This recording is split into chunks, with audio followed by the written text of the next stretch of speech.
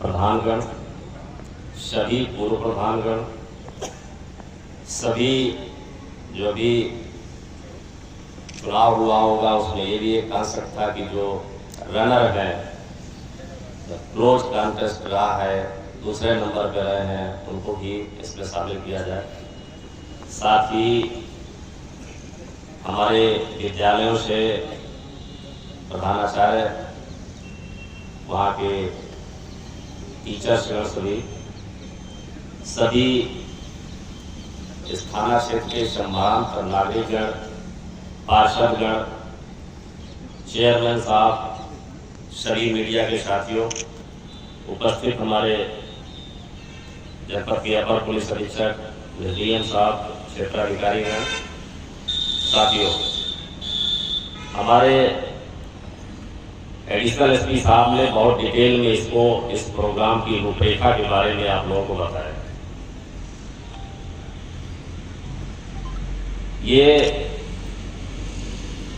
अभी जोड़ में ही ये चलाया जा रहा है। ऑपरेशन जागृति एक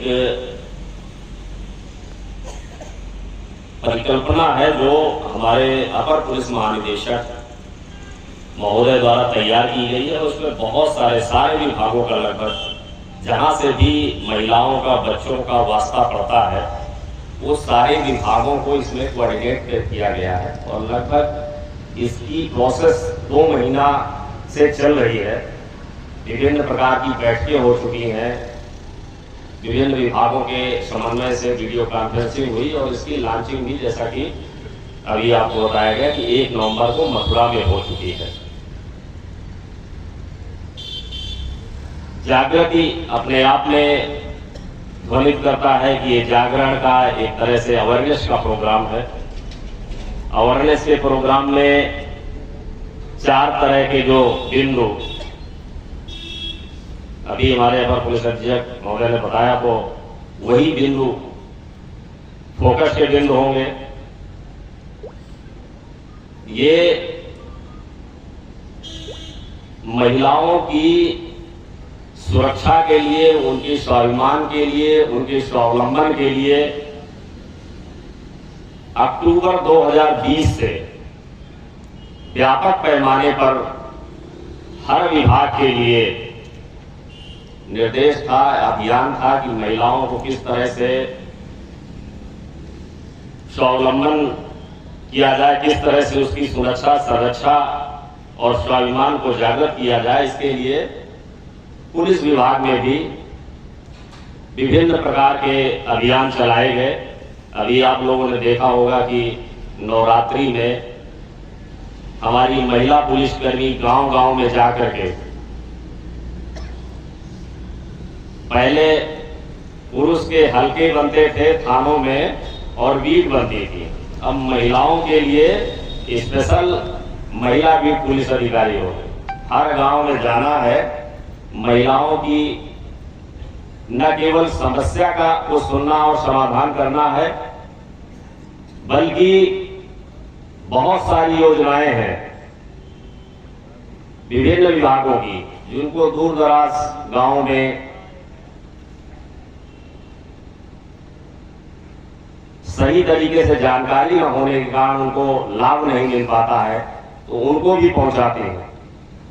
पहले थाने में जब महिलाएं आती थी, कोई केवल महिलाएं आती थी, तो उनको पुरुषों से सामना करना पड़ता था, संतरी ड्यूटी, और सामने कोई पुरुष ही मिलते थे। अब ऐसा नहीं है, आप देखेंगे यहीं पर महिला हेल्प डेस्क, ये अभी 2 साल के अंदर की सारी चीजें हैं। महिलाओं के लिए आप लोग जानते ही हैं कि एंटी रोमियो स्क्वाड हमारे जहां जहां पर भी इस तरह के महिलाओं का आवागमन रहता है, महिलाओं से संबंधित स्कूल हैं जहां पर असामाजिक तत्व इकट्ठे होते हैं, वहां पर एंटी रोमियो स्क्वाड की चीजें रहती हैं और सारी हेल्पलाइनें हैं।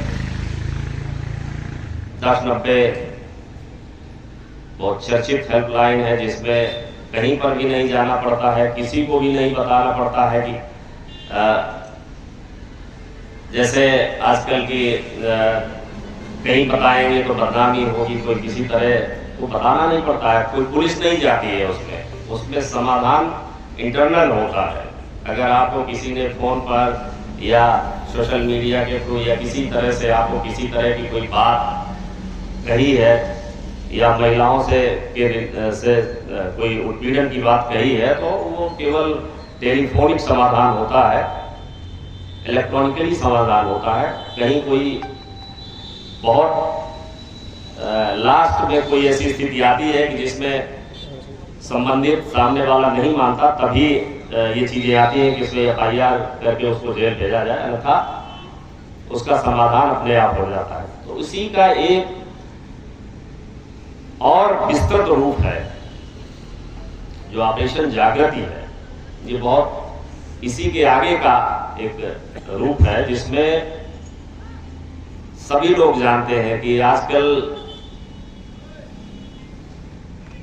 नारी पानी के विवाद, पारिवारिक विवाद, खेती खलिहान के विवाद, इनमें महिलाओं को मोहरा बनाया जा रहा है।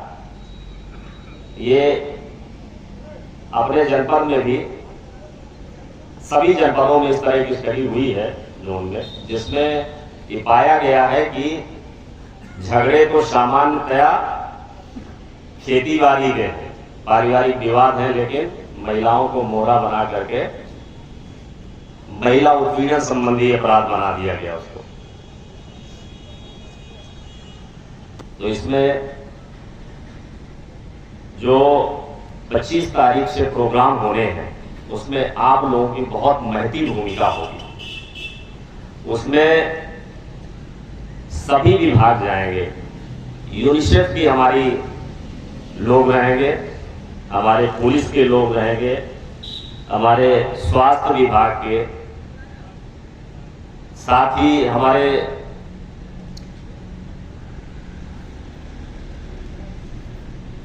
एजुकेशन विभाग के लोग भी रहेंगे, साइकोलॉजिस्ट रहेंगे।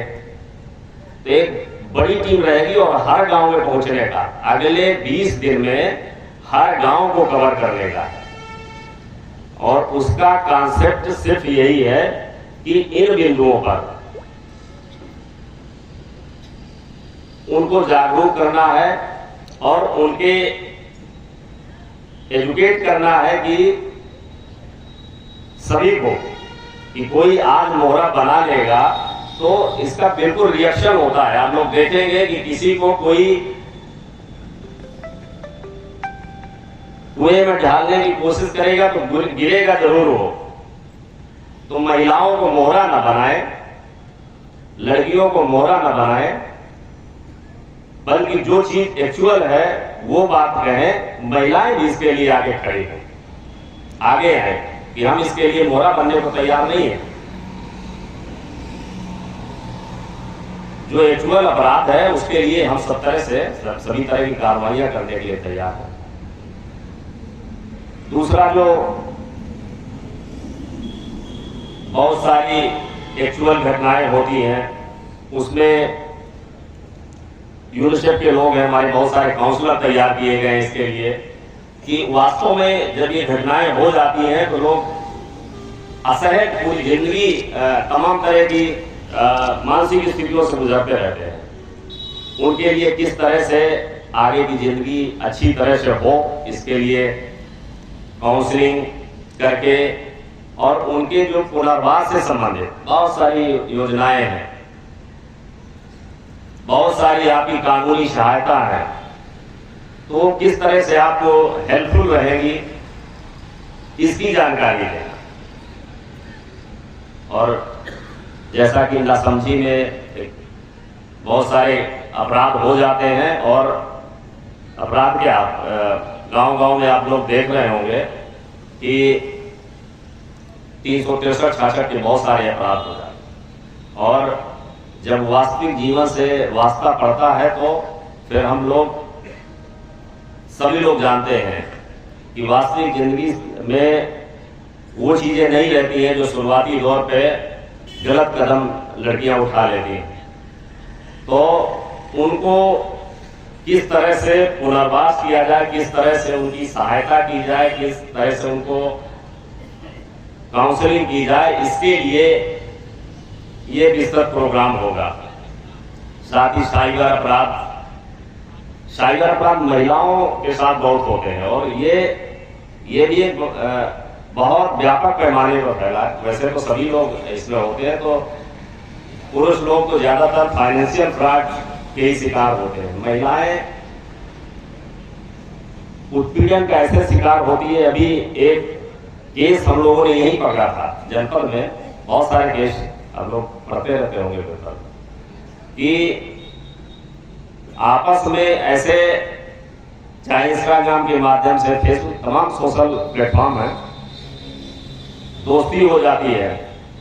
दोस्ती होने के बाद आमना सामना कभी नहीं हुआ, लेकिन विभिन्न प्रकार से तमाम तरह के से, चूंकि जो फ्रॉडियर होते हैं वो बातें भी बहुत अच्छी बनाना जानते हैं, और तो एक आईबी का अधिकारी बन करके और उसने एक यही मैनपुरी की लड़की को शादी का झांसा दिया, शादी करने के लिए अपनी फोटो भेजना, रोज चैट करना, बातें करना, सारी चीजें होती थी। धीरे धीरे उससे 10 लाख रुपए अपने अकाउंट में डलवा लिए। अभी 1 महीने 1.5 महीने पहले का मामला, आईबी का अधिकारी। फिर जब उसको पकड़ के लाया गया तब वो एक बर्खास्त पैरामिलिट्री फोर्स का एक बर्खास्त सिपाही निकला, और जो उसको पहले से शादीशुदा था, उसके बच्चे थे। तो ये एक्चुअल में घटनाएं होती हैं, और ये घटनाएं वो लड़की जो उसने बताया, बहुत सारे ऐसे अपराध होते हैं कि इसको चुपचाप 10 लाख गंवा करके, और कई बार जब एक बार आप उसमें फंस जाएंगे उनके शेड्यूल में, जैसे अभी तमाम तरह आप पढ़ते होंगे कि फेस किसी और का हो जाता है, बॉडी किसी और की हो जाती है। खास करके जो वीडियो कॉल होती है, वीडियो कॉल अगर आपने 2 सेकंड के लिए भी उठा लिया तो पता नहीं आपको किस रूप में प्रदर्शित कर देंगे।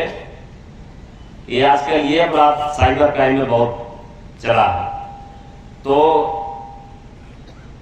ये सबको जानना चाहिए। कहीं पर भी कोई वीडियो कॉल है तो अननोन है तो उसको तो कभी रिसीव करना ही नहीं है।